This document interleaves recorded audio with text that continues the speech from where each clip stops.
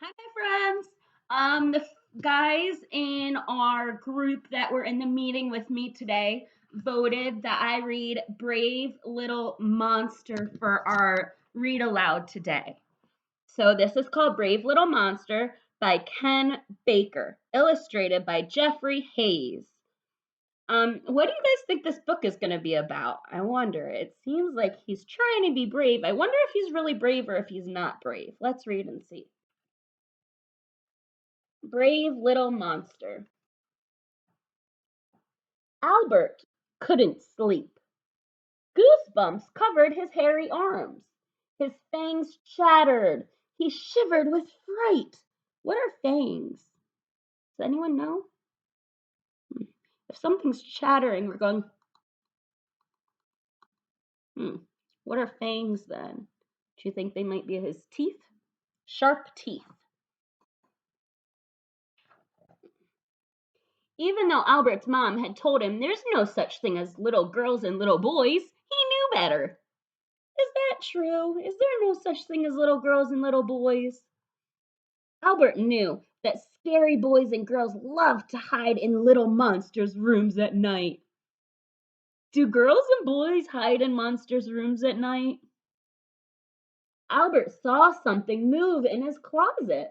He looked like a it looked like a scary little girl eating an ice cream cone. She was probably dripping ice cream all over Albert's clothes. Oh no, that would be a big mess, wouldn't it? Have you guys ever dripped ice cream on your clothes? Albert knew that's what little girls do. They think it's funny to drip ice cream all over your clothes. It makes them laugh so hard that their bellies hurt. And when they're done laughing, they eat you up. Little girls love to eat little monsters after they had a good belly bursting laugh. Have you guys ever laughed so hard your tummy and your cheeks hurt after laughing? I've done that, and it means you're having a great time. Mom! Albert yelled. Help me! There's a little girl in my closet. She's spilling ice cream all over my clothes and wants to eat me up. Go to sleep, Albert, his mom shouted from downstairs. There's no such thing as little girls. Albert sighed. He would have to get rid of the little girl himself. He picked up one of his smelly socks off the floor and threw it at the closet. What do you think that would do? Do you want something smelly in your nose? I wouldn't want that. Get out of my closet, you good for nothing, scary little girl, or I'll throw an even smellier sock at you, yelled Albert. Oh my goodness, it looks like he's yelling and going crazy. There was no answer. Albert thought he must have scared her away. Little girls can't stand the smell of monster socks. Albert just hoped she hadn't spilled too much ice cream on his clothes. Finally, Albert felt safe. Except now he had to go to the bathroom. He had to go monstrously bad, but he didn't dare get out of bed. He was sure there was a mean little boy under his bed coloring in a coloring book. Albert could hear his crayons squeaking. It said he had to go to the bathroom monstrously bad. What does monstrously bad mean? Does it mean just a little bit or does it mean a whole lot? But if you ever try to, oh, do you see the little boy coloring under his bed?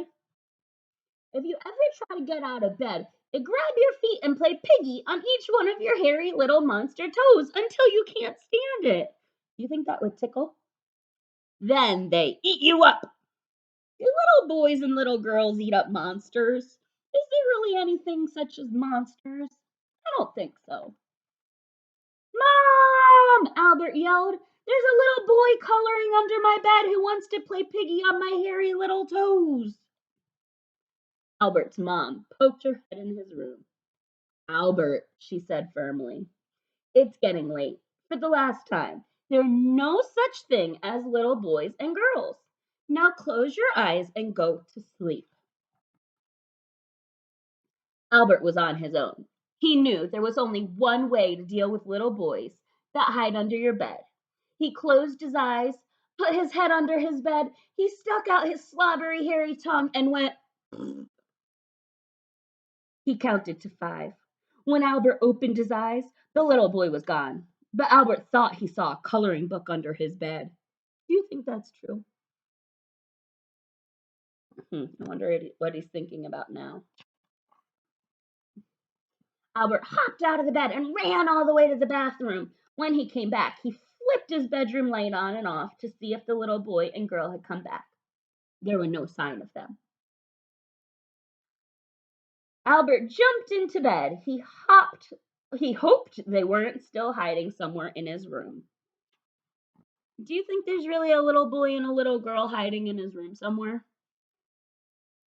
Albert just closed his eyes when he thought he heard a quiet laugh come from his window. He sat up. Through the curtains, he saw the little girl and boy dancing and doing somersaults. I wonder if that's true. Albert recognized the dance the little boy and girl were doing. It was the hungry dance. Albert knew they would laugh and giggle all night long doing the hungry dance. When they were all good and hungry, they would eat Albert up.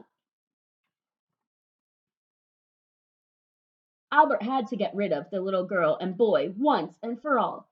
His heart pounded as he climbed out of bed. He trembled as he walked towards the curtains where the children twirled and jumped. What does trembled mean? Does it mean he shook? When you're nervous, you shake a little bit. With his nose almost touching the curtains, Albert shouted as loud as he could, "Little boy and little girl, stop doing the hungry dancing. Go home. You're not going to eat this little monster for dinner." Then Albert took a deep breath and threw open his curtains. There was no little boy or little girl. He could only see the big tree waving in the wind. He smiled. The little boy and little girl were finally gone. He saw a big tree through his window when he opened the curtains. Do you think that's maybe the shadow that he saw? Albert skipped across the room and leapt back into bed. He knew there was no more scary little boys and girls in his room. He had chased them away all by himself. Albert had almost fallen asleep when he felt his mom's hairy lips give him a soft, slobbery kiss on the cheek. "Good night, my brave little monster," she whispered. "Sleep tight." That was a fun book. So do you think Albert was or was not brave in the end? Was he brave because he was trying to scare them away, or was he not brave because he was scared of them? What do you think? Can you draw a picture of a monster for me and send me a picture? I hope you guys have a great day, and I'll talk to you later. Bye.